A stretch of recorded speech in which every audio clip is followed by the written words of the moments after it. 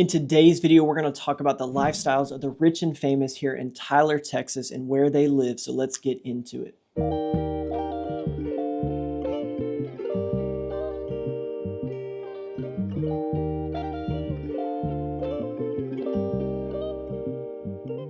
As always, thanks for checking out our newest video. If you haven't already, make sure you click that subscribe button. That way you get notified of all of our newest videos as we continue to break down Tyler and East Texas. We also have a great Facebook group called Moving to East Texas. It's a great resource for you to connect with other people who have made the move. In there, you can ask questions and get more familiarized with the area from people that have already done it. We also want to remind you that we're your friend in real estate. So if you're thinking about making a move to East Texas, we would love to be a resource for you. We help families every day make East Texas their home, and we'd love to do the same for you. In today's video, we're going to talk about the most exclusive neighborhoods in Tyler, Texas, and kind of look at the price points and things like that, where they are relative to other areas where the rich and famous here in Tyler, Texas reside.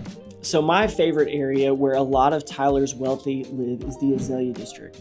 You've got 55 homes in the Azalea District, over 5,000 square feet. You've got 40 homes, according to the Smith County appraisal value, north of $1 million. The average of those is going to be $1.348 million. And it's going to have an average price per square foot of $244 a square foot, which is going to be in line with some of the most expensive neighborhoods in South Tyler that are significantly newer. What I love about the Azalea District, the brick streets, the proximity to downtown. I love the architectural variety that you get in the Azalea District because you got homes that have been built as early as 1896. Most of what was built was finished in the 1970s on parts of Chilton and areas like that. But the average age is 1956. So you've got homes that are, north of 75 years old, and you just get a lot of really cool, unique feel. The homes are going to have character on the inside as well as on the outside that we just don't see as much in our newer homes today. Now, the Azalea District is kind of central to North Tyler. For me, it's still really central. Once you get north of downtown is kind of what I consider North Tyler. You're going to be 7 minutes to the hospitals. You're only going to be 6 minutes to downtown. So you're very close to all of that part of Tyler, but you're really not that far to South Tyler, at the Village at Cumberland Park. You're only 17 minutes away there.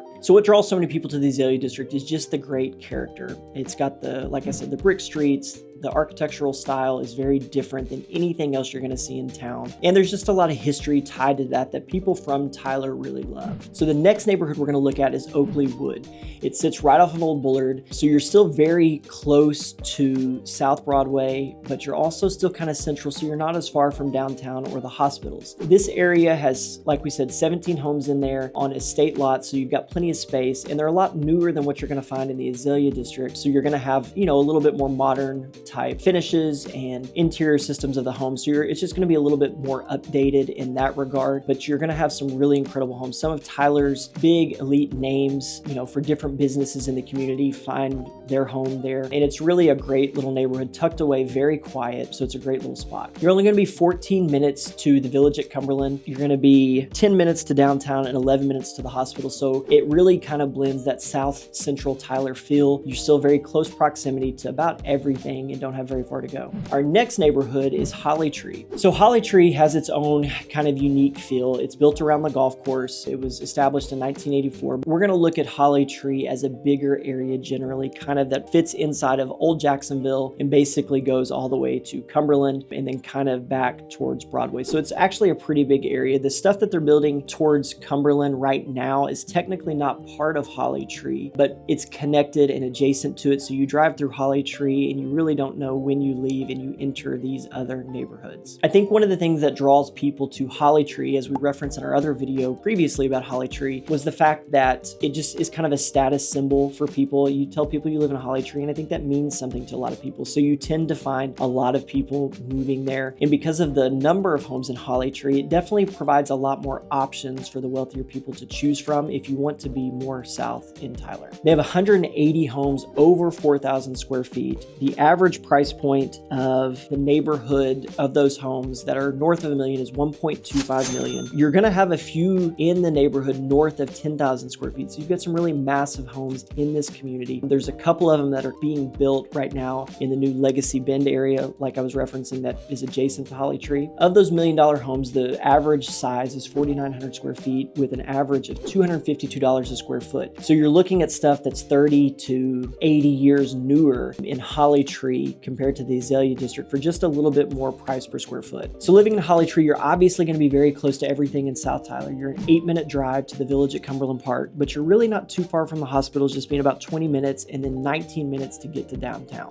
So the next neighborhood we're going to talk about is the Cascades.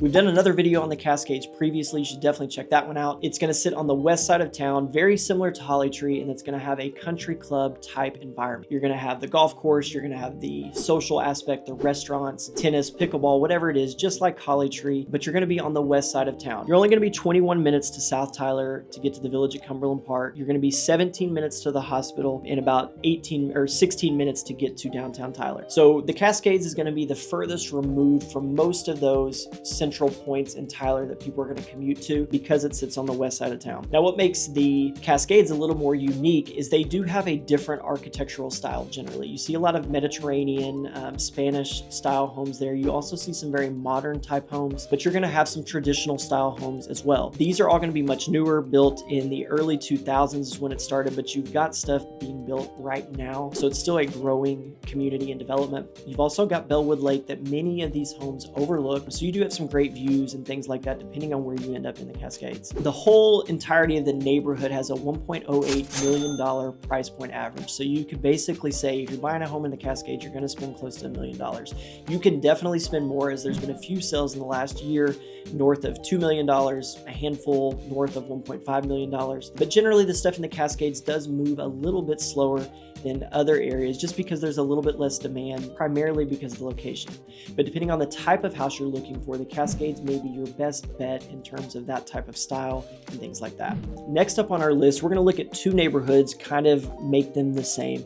We did a previous video on this community, Stonegate, but we're also going to look at Greymont, which sits right next to Stonegate. This is going to be in the southeast portion of Tyler, which can offer a little bit of middle in its proximity to everything in the south, but you're sitting on the eastern side of town also, so you're not going to be too far from the hospitals or downtown. So the average home size in these two communities is about 3,890 square feet with an average price point of $1.02 million. So looking at those homes, you're going to have the same scenario, kind of like the Cascades. You can expect about a $1 million price point to enter into these neighborhoods. But I will say the difference in these communities versus the Cascades, you're going to have bigger lots typically. A lot of these are 2+ acres. Many of them, or most of them, are north of 1 acre.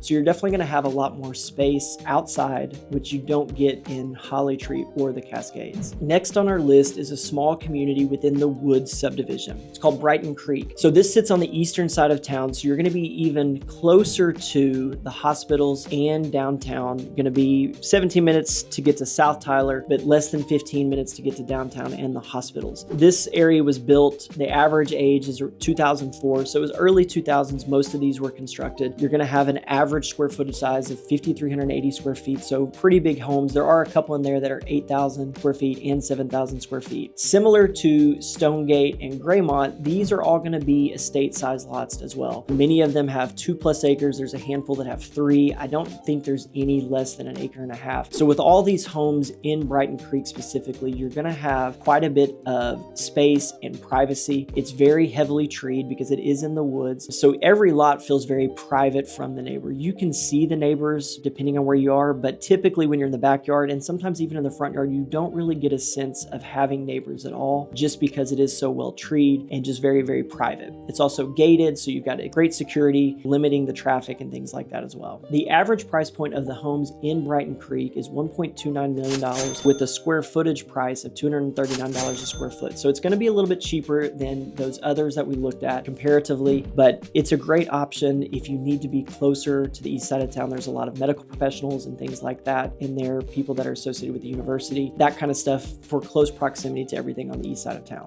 The next spot we're going to talk about is actually a group of multiple neighborhoods, and there's some that sit on this county road specifically, but we're just going to label it as south of 49 and it's just east of 69. Once you get directly under the bridge, there's going to be a little turn off of Broadway that will allow you to go towards these neighborhoods. You've got 3 or 4 different neighborhoods in here with a 1.4 acre average lot size. Some of the other communities towards the further south are going to be a little bit smaller, but our average price point per square foot is $231 a foot. So this is going to be prime, expensive real estate. The average age of the home over here is 2008. There are some that are still being built and being developed in here that are newer. There are several homes in this little bottleneck of homes and whatnot that are going to be north of $2 million, some of them $3 and $4 million. They sit on incredible lots. They're massive homes. And it's just a really kind of a cool spot that is very away from traffic and things like that. But you're literally 5 minutes from the Village at Cumberland, which is going to be just across the street from the new Parkside development. So in terms of a South Tyler location, this area is really, really great. All right, the final neighborhood that we're going to look at is The Crossing.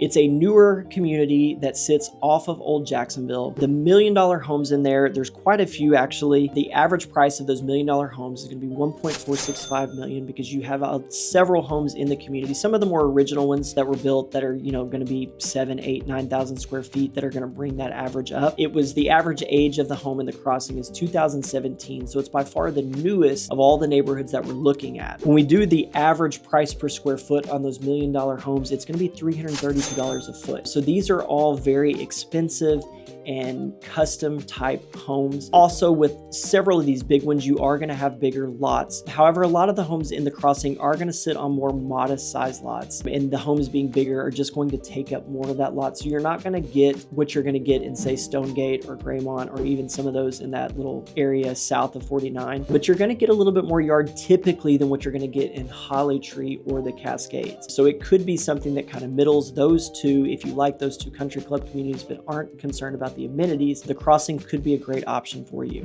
As always, thanks for checking out our newest video here on living in Tyler, Texas. If you found this video helpful, give us a like, leave us a comment, and let us know what you think. Which neighborhood is your favorite? We would love to hear from you and get some feedback. We also want to remind you that we are your friend in real estate, so if thinking about making a move, we've got all our information in the description below and in the header on our page. We would love to connect with you and help make East Texas your home.